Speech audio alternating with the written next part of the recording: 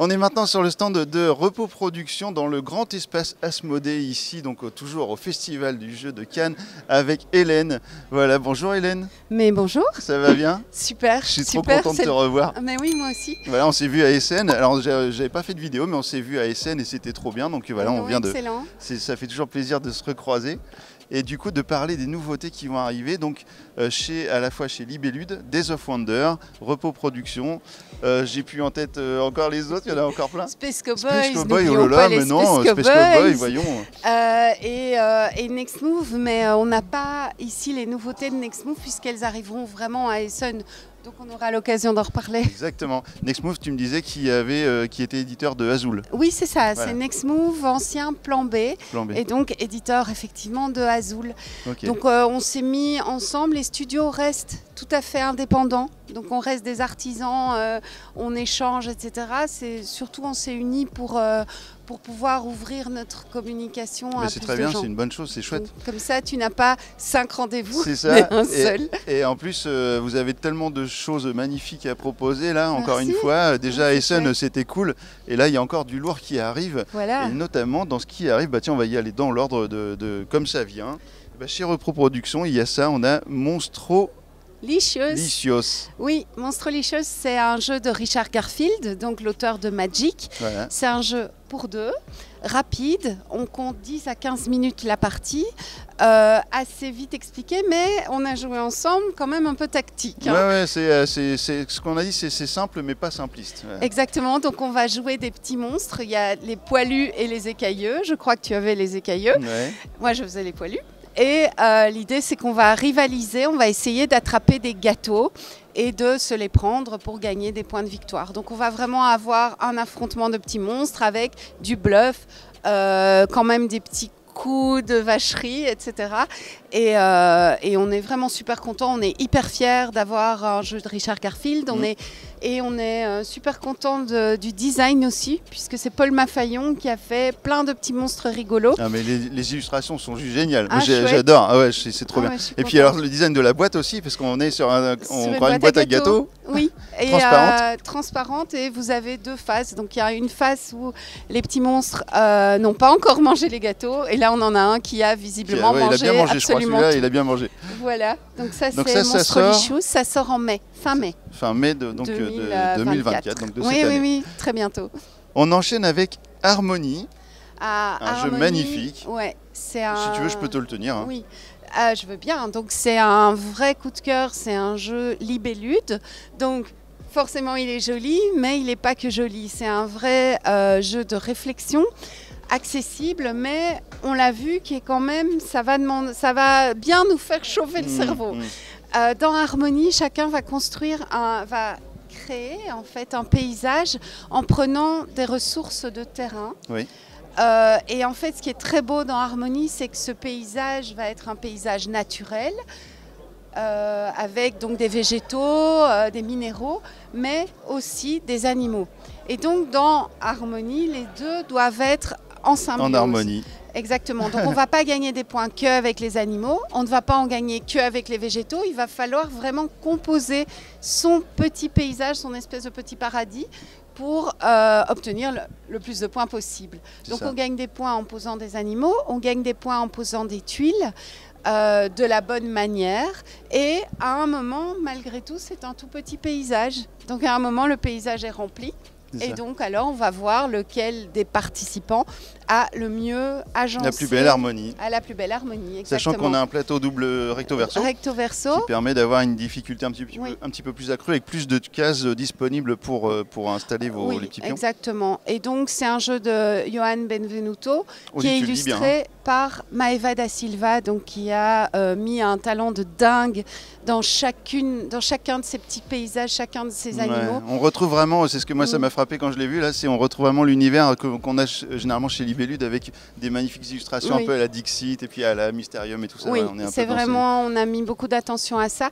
Ce qui est chouette aussi, c'est qu'il n'y a pas de... tous les animaux sont importants dans Harmony. Donc les petites souris vont vous rapporter autant de points qu'une panthère. Que le grand lion qui est là. Oui. Voilà. Le grand lion, c'est un esprit de la nature, c'est la variante un petit peu plus expert, qui permet de nouveau de renouveler le plaisir du jeu. Ok, donc ça c'est Harmonie. Harmonie. Alors là on arrive sur un truc, alors pour ceux qui aiment les jeux de course, et ben voilà, ça y est, elle est disponible. Elle est disponible. Elle est là, la première extension de Hit Heavy Rain. Oui, et le mot première extension n'est pas anodin, on ne dit pas l'extension, on dit la première. La première, bah oui, on se doute bien. Ce qui vous laisse sous-entendre qu'il pourrait peut-être y en avoir d'autres, voire qu'elle pourrait être testée à Cannes les suivantes. Donc oui.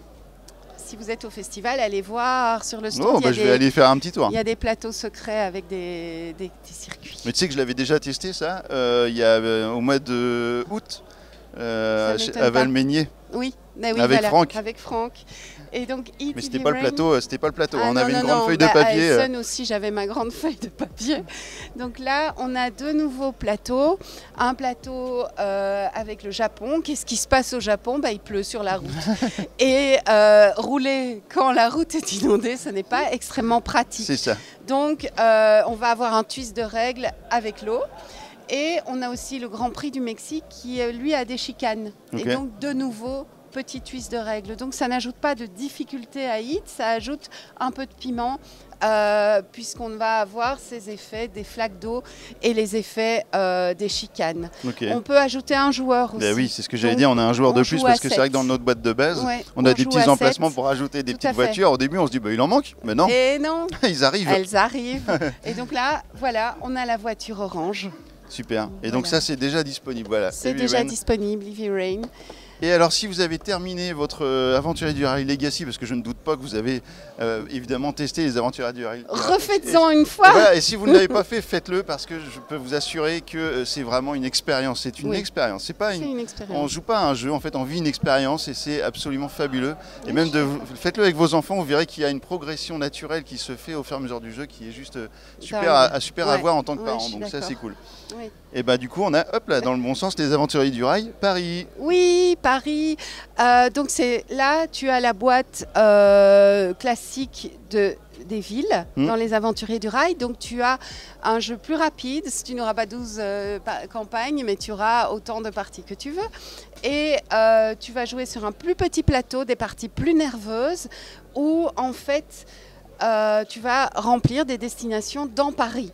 Donc, le twist de règles, puisque dans chacune de ces boîtes villes, tu as un twist de règles. Ici, le twist de règles va être que, on sait qu'il y a un petit chauvinisme français. Bon, si peu. Tu vas faire un drapeau français. Donc, tu vas choper des cartes bleu, blanc, rouge.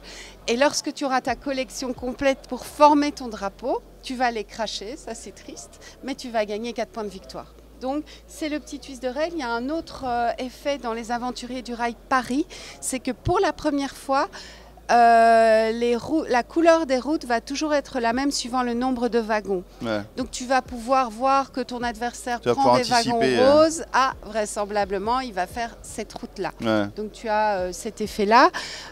Sinon, hyper accessible, hyper fun et tendu. Le principe de ces jeux-là, c'est que les parties sont rapides et donc intenses. Puis ça fait une belle collection, hein, si vous collectionnez les boîtes des Aventuriers du Rail, si vous aimez ça, voilà, une petite ville de plus à rajouter à votre collection. Rajouter à la collecte. Donc ça, c'est classe. Et puis ici, on a Pikit. Alors Pikit, c'est un combat entre des kaiju, voilà, les kaiju et puis les mechas, voilà, alors, très univers japonais. Oui, pourtant illustré par un auteur de BD français qui s'appelle Sylvain Repos, ça ne s'invente pas. Chez Repos Productions, c'est incroyable. Productions, c'est pas mal. C'est un jeu, ça va être un jeu à la base un jeu de dés. Donc tu lances des dés, tu as ton score et ça va te permettre de prendre des cartes qui valent un certain nombre de points de victoire, mais qui ont des effets. Ouais. Et donc tout le twist du jeu va être, je prends la carte, est-ce que je vais cracher ma carte et perdre les points de victoire qu'elle représente, ou est-ce que je vais la garder et engranger les points de victoire? Elles ont toutes des effets différents. Lorsque ton jet de dés est un double, tu prends un mecha et il vaut 15 points. Mais on peut, avec certaines cartes, essayer de te le voler. Le twist aussi, c'est que lorsque tu lances tes dés, tu as un résultat. Imaginons que j'ai un dé à 2, un dé à 6. Je vais pouvoir prendre une carte 2, une carte 6, ou une carte 8, ou une carte 6 moins 2, 4. Donc, tu as vraiment un petit effet twist dans ton cerveau lorsque tu joues. C'est rapide, c'est interactif, tu te voles des cartes, tu joues, tu dis non, tu ne me voleras pas ma carte, je dis non à ton nom, et tout le monde crache ses points de victoire comme ça. Et, très nerveux, oui, c'est vraiment un chouette jeu à sortir rapidement et pour de l'interaction. On va peut-être y jouer dans le train pour le retour. Mais oui, je pense que c'est une bonne idée. Je crois qu'on a quelques jeux à essayer dans le train, ça va être cool. Voilà. Et puis, écoute, je crois qu'on a fait le tour des jeux à vous présenter tout de suite. Alors, un petit peu plus dans l'année, on va avoir, tu m'as présenté un jeu qui s'appelle Inori, dans lequel on va avoir des esprits et qu'on va essayer de récupérer, collectionner des tuiles. On va faire des offrandes. Voilà. Et l'idée, donc c'est un jeu de Théo Rivière et de Mathieu Aubert. Et vraiment, c'est un jeu de collection, un jeu de placement. Et de combos, forcément. Et donc, ça, on aura l'occasion d'en reparler dans l'année, peut-être même à Essen. Avec plaisir. Et puis, sinon, tout ce que vous pouvez trouver sur le salon et qui est aussi disponible en boutique, il y a Little Tavern qui est enfin arrivé. Ça, c'est vraiment très très bien aussi. C'est très nerveux, c'est très rapide et ça se joue bien. On a Perspective qui est là-bas. On a on a Marabunta de Rainer Knizia chez Space Cowboys. Il y a Azul Mini. Azul Mini, effectivement. Challenger Beach Cup qui est la nouvelle version de Challenger avec des coachs qui vont orienter votre jeu. Et qu'on peut combiner avec la première boîte. Oui, donc tu peux jouer à 16. Et il y a Seven Wonders Architects Medal. Donc il y a l'extension que je vais vous présenter dans très peu de temps là, sur la chaîne. Ah chouette, parce que elle fonctionne vraiment bien. Et je pense qu'on a fait le tour. Je crois qu'on a un petit peu. En fait, après, il y a tous les classiques qui sont là, que vous pouvez retrouver. Et écoute, merci Hélène. Mais merci à vous. On se donne rendez-vous maintenant dans 8 mois. Dans 8 mois, on se verra à Vichy. On aura bronzé à Vichy peut-être. Alors, c'est peut-être pas moi qui ira. On sera plus bronzé. On sera tout pâle. C'est pas moi qui irai à Vichy. Je crois que c'est ma Catwoman qui viendra faire un petit tour à Vichy. En fait, on s'est dit qu'on allait se partager un petit peu ça. Voilà, moi je fais Essen et elle va faire Vichy, donc elle viendra te rencontrer. Je me réjouis. Écoutez, on continue notre tour du festival et puis à la rencontre d'autres éditeurs et tout ça, que des merveilles. Profite bien, bon festival. Merci à toi. Ciao. On est sur le stand de Ravensburger avec Cléa. Bonjour Cléa. Bonjour. Je suis très content de te rencontrer parce que c'est vrai qu'on se parle beaucoup par mail et puis là ça fait bien plaisir de voir ton beau sourire, donc c'est super, ça c'est aussi la joie des festivals, c'est de rencontrer les gens. Et donc Cléa, en fait c'est vrai qu'on travaille pas mal ensemble pour présenter les jeux Ravensburger sur la chaîne. Je vous en ai présenté pas mal déjà, il y avait Alien, il y avait le livre du Seigneur des Anneaux, le livre de jeu, il y a eu Villainous Star Wars, et là on a même une grosse info à vous annoncer là, par rapport à Villainous Star Wars, ça va venir dans quelques instants. Et puis déjà, tu m'as présenté ce jeu-là, c'est vrai qu'à la base je ne serais pas allé vers ça d'un premier abord, mais au final tu as réussi à me convaincre et c'est vrai que c'est bien. Alors je te laisse nous présenter ce jeu-là. Ouais, du coup j'ai un petit peu insisté parce que c'est vrai que c'est un jeu qui est vraiment sympa. Donc on est sur un jeu qui s'appelle 1, 2, 3, faufile-toi. C'est un jeu pour enfants à partir de 6 ans et qui va venir mêler un peu de stratégie tout en étant très immersif et très fun. Donc on va tous interpréter des ratons laveurs avec ces petits pions et on va devoir se cacher derrière les buissons en essayant d'atteindre la poubelle qui est au bout avec la maison. Donc la maison est construite directement dans la boîte et un jardinier se cache derrière cette maison. Et donc chaque joueur va à son tour de jeu soit interpréter le raton laveur, soit interpréter le jardinier. À chaque tour, donc, le jardinier va devoir fermer le petit clapet qui est là, prononcer 1, 2, 3, faufile-toi, puis le relever. Pendant ce temps-là, tous les autres joueurs auront caché leur raton laveur derrière les buissons en essayant de ne pas trop se précipiter parce que sinon tout tombe ou alors on se fait voir. Si le jardinier nous voit à son tour de jeu, eh bien tout simplement c'est perdu, le raton laveur retourne au point de départ et le jardinier gagne 1 point. Au fur et à mesure, il y en a avec des petits trous, il y a des pièges. Oui, parce il y a des pièges. Et il y en a qui sont jaunes, donc en fait qui vont être un petit peu plus visibles parce que le joueur va devoir faire du bruit quand on est derrière. Voilà, on a plein de stratégies, donc l'enfant va pouvoir vraiment choisir. L'enfant ou l'adulte. L'enfant ou l'adulte. Personnellement, je suis une grande fan. J'ai très envie d'y jouer. J'adore aussi ce jeu. Et voilà, on va devoir avancer comme ça. Et le premier qui atteint la poubelle, du coup, a gagné. Le raton laveur peut grignoter dans la poubelle. Au fur et à mesure que les points sont gagnés, on a ces petits jetons de victoire qu'on va avancer directement sur le plateau. Et quand on atteint la ligne d'arrivée, et ben c'est gagné. Et la ligne d'arrivée elle va être suivant le nombre de joueurs, c'est ça? C'est ça, exactement. Donc, enfin, j'ai des moutons, non, c'est des ratons laveurs. C'est des ratons laveurs au fur et à mesure. Si on a une égalité, par exemple, on va pouvoir les accrocher l'un en dessous de l'autre. Voilà, okay. On a plein de possibilités et le but, c'est vraiment d'atteindre la ligne d'arrivée tout au bout. Ok, bah voilà, bah ça c'est vraiment sympa. Et puis du coup, effectivement, la vue qu'on a ici, parce qu'on peut relever la tête et tout, pour essayer de choper un petit bout d'un des joueurs pour essayer de le pénaliser. C'est ça. Et c'est vrai que tu m'as montré aussi, il y a des petits bancs que l'on peut mettre pour rehausser pour la difficulté. Alors pour ça aller c'est exactement, c'est pour aller un petit peu sur le niveau expert du raton laveur. Donc on va avoir des petits bancs qui vont se mettre derrière certains buissons et donc l'équilibre est un peu plus précaire. Donc il va falloir essayer d'être un peu plus précis, mais en même temps la vitesse fait qu'on a un petit peu de mal parfois à être si précis que ça. Donc il y a les choses qui vont pouvoir tomber. On va avoir notre raton parfois qui s'écroule et bon, c'est des barres de rire. Hein. C'est vraiment très drôle. Ouais. Et voilà, ça rajoute un peu de difficulté pour ceux qui ont envie de corser le jeu. Bah ça c'est très chouette. Bah en tout cas, a priori, je vais vous en parler prochainement. Je vais vous faire une petite vidéo là-dessus sur la chaîne. Donc ça c'est 1, 2, 3, faufile-toi. 1, 2, 3, faufile-toi, oui. D'ailleurs, ça me rappelle la fameuse série sur Netflix, tu sais, avec la poupée qui faisait 1, 2, 3 soleil. Oui. Je sais pas si tu te rappelles ça. On pourrait avoir une version un peu plus trash de ce jeu-là. Plus horrifique. Ouais. Voilà. Bon, pour l'instant, c'est juste mignon. C'est sympa. Ouais. Si on peut en faire une version pour Halloween, une version, je sais plus comment ça s'appelle cette série. Bref, ça me revient pas. Je sais plus non plus. Alors, qu'est-ce que tu as d'autre à nous présenter? Parce que du coup, il y a des petites surprises. Je vois la première boîte déjà, ça va être la grosse surprise d'aller. Exactement. Alors, on a également une sortie de jeu sur Star Wars Villainous avec la première extension, donc Vermine et Trahison, dans lequel on va retrouver, oh là, ça tombe tout, tiens, 3 nouveaux personnages. On est sur une mécanique qui est semblable à Star Wars Villainous de base, avec le même système de fatalité, d'avancement de points, etc. Mais cette fois, on va retrouver 3 personnages typiques, enfin 3 méchants typiques de Star Wars avec Boba Fett, je ne connais pas les autres. Le deuxième là, j'avoue, Cad Bane. Je ne suis pas une pro de Star Wars. Je ne sais pas où il est lui. Et la 7ème sœur, oui ça c'est connu. Voilà, la 7ème sœur, exactement. Il y a la carte de Jabba le Hutt, trop bien.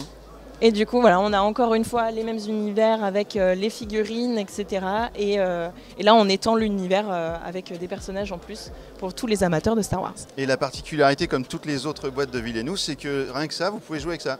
Oui, c'est un stand-alone, tout à fait. Tu peux jouer avec ça, ou alors tu complètes ta boîte de base et tu as toute la collection. Et exactement, ça, cool. Hyper pratique si on a envie que d'avoir ces 3 personnages-là et d'éviter d'acheter le set de base complet. En parlant de Villainous, on a un nouveau personnage qui arrive, une nouvelle extension. Sur Disney, du coup, on a une extension solo avec Oogie Boogie qui arrive, donc le méchant de l'étrange Noël de Monsieur Jack. Ouais, trop bien. Une extension donc solo qui se joue avec un stand-alone ou le jeu de base qui peut pas se jouer tout seul pour le coup. Il y a un seul personnage dedans, donc qui est Oogie Boogie, avec ses 2 dés sculptés comme dans le film. Et voilà, il va avoir une mécanique de jeu un petit peu différente, des autres pour pouvoir expérimenter une nouvelle façon de jouer. Super, ça c'est pareil, je vais vous le présenter bientôt, je vous ferai une petite vidéo là-dessus, il y a moyen a priori, donc c'est cool. Tu as aussi, alors ça évidemment pour les amateurs, ils le savent déjà, ils le connaissent déjà, mais c'est le moyen de le rappeler qu'il est disponible. Oui, alors la grosse boîte, alors vas-y, je te tiens ton micro. Parce que c'est une boîte énorme et lourde. T'as pris toute la boîte, voilà. Donc voilà, on est sur une grosse boîte. Donc ça c'est les châteaux de Bourgogne, je vais t'aider.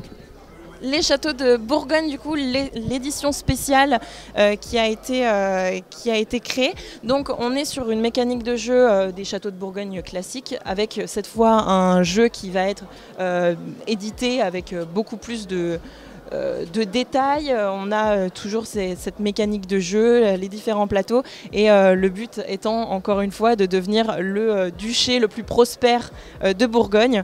Et dans cette magnifique boîte assez lourde et pleine de contenu.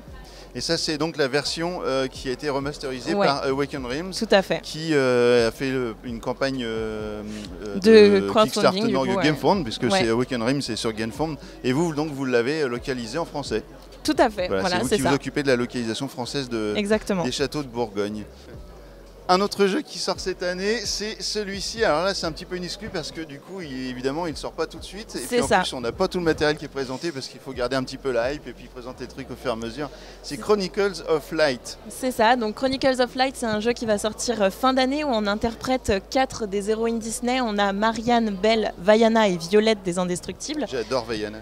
Oui, c'est vraiment des héroïnes. Alors là, on a une super statuette qui va montrer à quel point le jeu a une DA exceptionnelle. Donc on est vraiment ça rentre pas dans la boîte. Hein. Ça rentre pas dans la boîte. C'est purement pour la déco de Cannes. Ouais, exactement. Et du coup, ça ressemble un peu au trophée. Hein. C'est limite un as d'or. C'est limite un as d'or, exactement. Du coup, dans ce jeu, on va interpréter donc ces 4 héroïnes qui vont devoir sauver le royaume de lumière, puisqu'il y a des vortex et des méchants monstres qui arrivent sur le plateau de jeu. C'est un jeu qui est collaboratif, dans lequel on va avoir des quêtes à accomplir, des actions. On a 6 actions par tour où on va devoir donc aider les autres joueurs à accomplir leurs propres quêtes et donc faire les nôtres pour pouvoir vaincre du coup ces vortex et arriver à la finale. Ok, et donc ça sort quand? C'est vrai qu'on n'a pas donné des dates, mais ça alors... Fin d'année, je ne saurais pas dire une date précise. Okay. Alors fin d'année, ça me fait penser aussi, on parlait tout à l'heure de Horrified, oui. Donc la version Grèce antique, hein, les monstres grecs, ouais. Que je vous ai présenté dans le top d'Halloween 2023. Voilà, donc c'était une VO que je vous ai présentée, mais là il y a la VF qui sort, donc pour Halloween j'imagine, hein, on va être sur le mois d'octobre. Voilà, c'est ça, c'est une fin d'année aussi. Septembre, ouais.